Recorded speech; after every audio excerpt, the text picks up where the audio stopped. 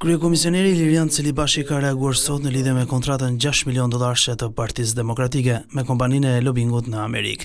Gjatë një komunikimi me mediat, Celibashi dha afatet për dorëzimin e raportit financiar të koalicioneve politike në KQZ. Subjektet zgjedhore kanë detyrimin që të depozitojnë raportin mbi të ardhurat dhe shpenzimet jo më vonë se 60 ditë pas shpalljes së rezultatit përfundimtar të zgjedhjeve. Detyrimi për subjektet zgjedhore, përfshin në këtë rast edhe koalicioni Partia Demokratike Aleanca për Shqipërinë Madhështore, për të depozituar çdo dokument që flet mbi të ardhurat dhe shpenzimet, përfundon 60 ditë përpara, jo më vonë se 60 ditë pas shpalljes së rezultatit përfundimtar të zgjedhjeve. Nuk ka asnjë detyrim për këtë subjekt, por edhe për çdo subjekt tjetër që të depozitojë në Komisionin Qendror të Zgjedhjeve në këtë moment dokumentet të cilët tregojnë mbi të ardhurat dhe shpenzimet e tyre si subjekt zgjedhor.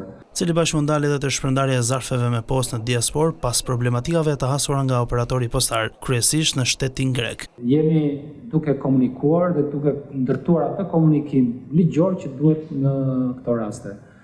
Me rëndësi për ne ngelet që fletet e votimit dhe zarfet që ne kemi dërguar të mbrijnë 100% tek votuesit dhe të kthehen mundësisht 100% e fletëve të votimit. Numri i kthimit mendoj unë është relativisht i lartë, kemi 70.000 e pak votues nga 245.000 në 135, të cilët e kanë kthyer fletën e votimit.